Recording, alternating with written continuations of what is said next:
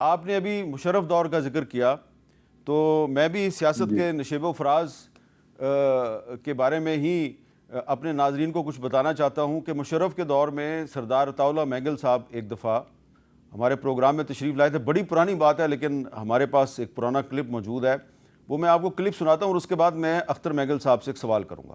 نتیجہ آپ کے سامنے ہے کہ 8 مہینے کی گورنمنٹ کے عوض ہمیں 5 سال کی قید بھگتنی پڑی، ہمیں پھر آپریشن کا سامنا کرنا پڑا. دوسری دفعہ جب میرا بیٹا وزیر اعلیٰ بنا، اس وقت بھی ہم نے نیک نیتی سے یہ کوشش کی کہ نواز شریف صاحب کی جتنی مدد ہو سکے ہم اسمبلی میں کریں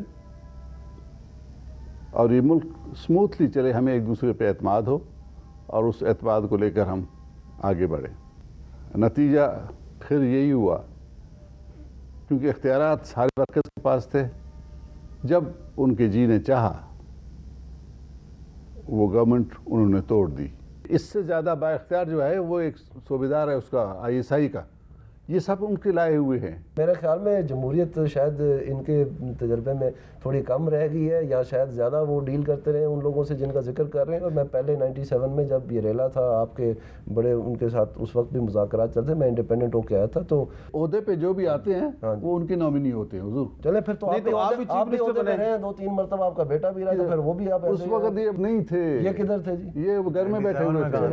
اچھا، یہ میں نے صرف آپ کو کلپ اس لیے سنایا ہے اختر مینگل صاحب کہ آپ کے والد صاحب 8 مہینے تک صرف چیف منسٹر رہے اور پھر اس کے بعد 5 سال ان کو قید کاٹنی پڑی.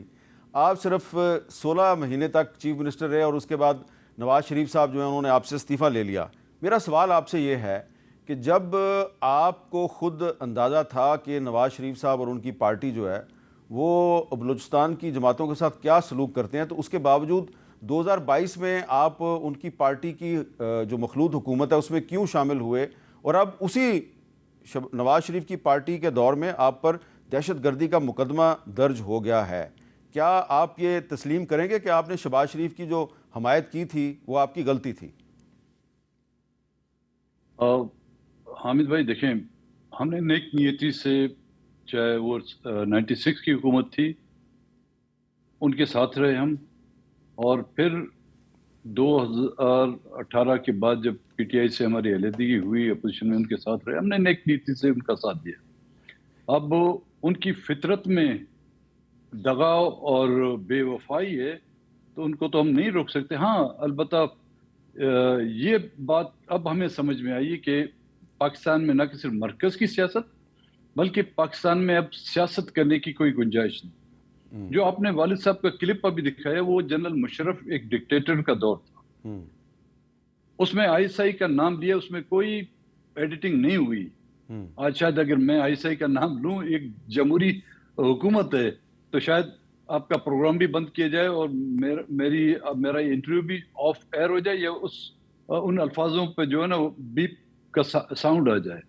تو ستم ظریفی حامد میر صاحب، ہم نے ان کے ان برتاؤ سے سبق نہیں سیکھا، لیکن انہوں نے بھی جو ان پر بیتی ہے، جن قوتوں نے انہیں مسمار کیا، جن قوتوں نے ان کی حکومتیں ختم کی، جن قوتوں نے ان کو ملک سے بے دخل کر دیا، جن کی وجہ سے وہ کئی سال جو جلاوطنی کی زندگی گزار رہے، وہ آج بھی اسی کی چوکاٹ پر، انہی کے چشموں پر جو ہے اپنا چہرہ صاف کرتے ہیں اور اپنی اقتدار کی پیاس بجھا رہے ہیں. اچھا، آپ کہہ رہے ہیں کہ اب پاکستان میں سیاست کا کوئی مستقبل نہیں ہے، تو اس کا کیا مطلب ہے کہ اب آپ کی پارٹی جو ہے وہ آئندہ سے انتخابات میں حصہ نہیں لے گی؟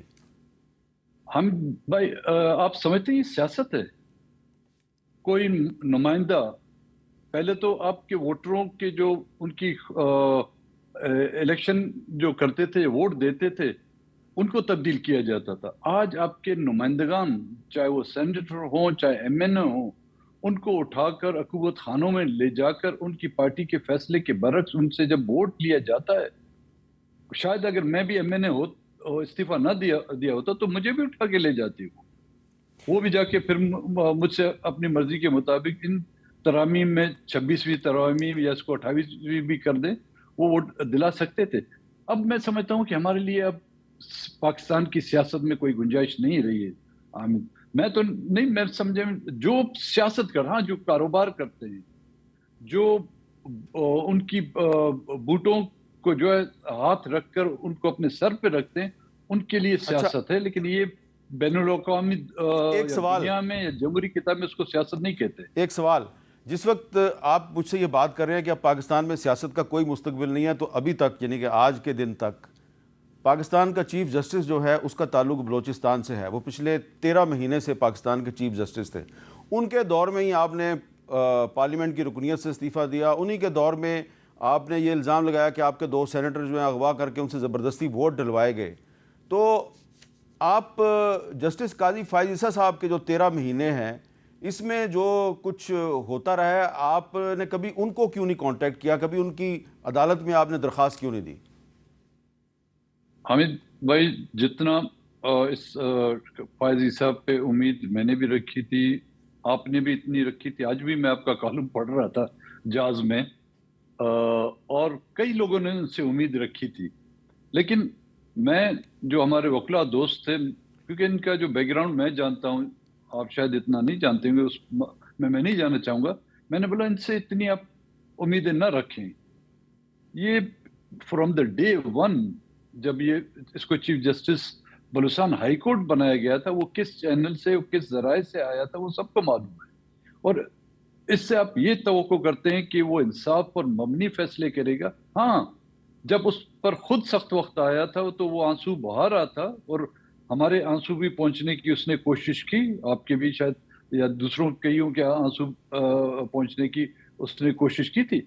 लेकिन फितरतन इससे ये उम्मीद रखना जो है ना, खुद एक गलत उम्मीद थी।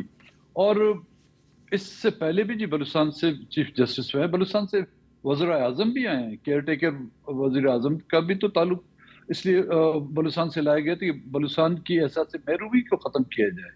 बलूचिस्तान से कैबिनेट में बड़े बड़े मिनिस्टर अब भी बैठे हुए हैं।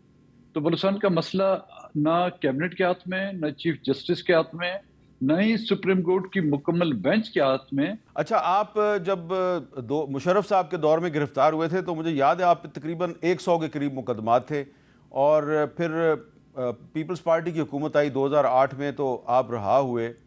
अब एक दफ़ा फिर जो है वो अब आप सियासत से बेजारी का ऐलान कर रहे हैं, तो क्या कोई इम्कान है कि बिलावल साहब से आपकी दोबारा मुलाकात हो? क्योंकि पिछले दिनों इस्लामाबाद में तो आपकी मुलाकात हुई थी, तो क्या बिलावल साहब से कोई आपकी दोबारा मुलाकात का इम्कान है? नहीं अमित भाई, वो प्री प्लान मुलाकात नहीं थी, वो आप समझे एक हादसाती मुलाकात थी।